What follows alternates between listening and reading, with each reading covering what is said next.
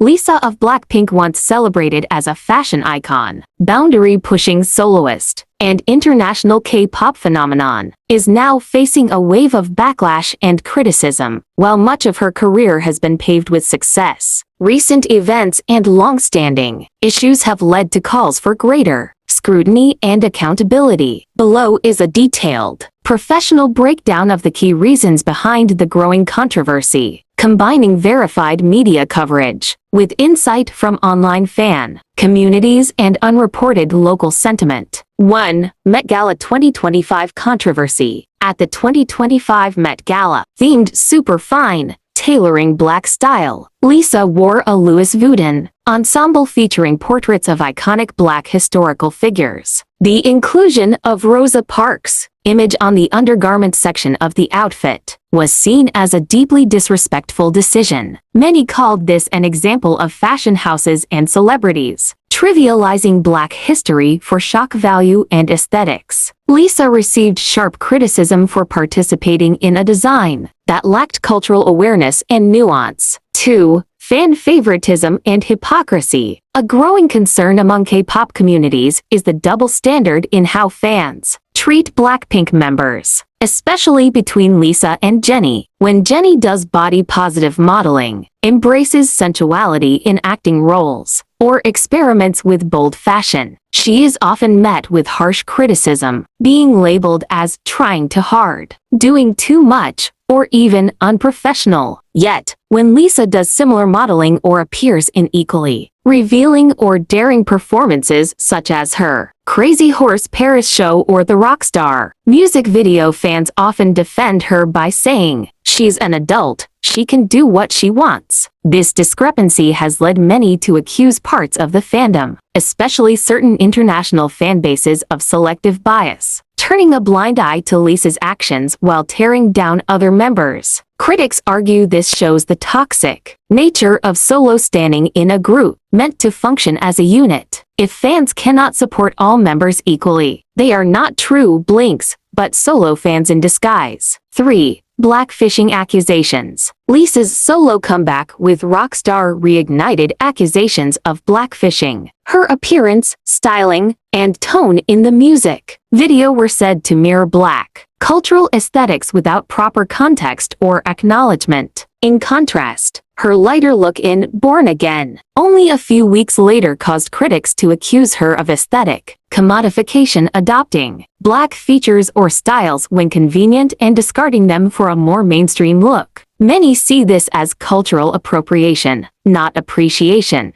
4. Plagiarism allegations. Chinese designer Jewel Y publicly accused Lisa's team of plagiarizing her 2020 leather halter top design. She alleges that her work was used as a reference after her piece was loaned to a stylist affiliated with Lisa's team. No public apology or acknowledgement has been made to date, fueling anger within creative and fashion circles about theft and lack of respect for independent designers. 5. Crazy Horse cabaret performance. Lisa's solo performance at Crazy Horse in Paris, known for its erotic cabaret shows, caused a cultural clash, particularly in China and conservative regions of Asia. Many fans viewed it as clashing with traditional norms and began calling for a boycott. Her Weibo account was suspended and later deleted, marking a loss of access to one of the biggest entertainment markets in the world. 6. Resurfaced racial slur clips. Old clips from Lisa's trainee days allegedly show her and other Blackpink members using offensive racial language. Although fans claim the videos are either mistranslated or taken out of context, the lack of an official statement or apology continues to haunt her image, especially as the topic of race becomes more central in global pop culture. 7. Favoritism by management. YG Entertainment. Fans have criticized YG Entertainment for how they've managed Lisa compared to the rest of Blackpink.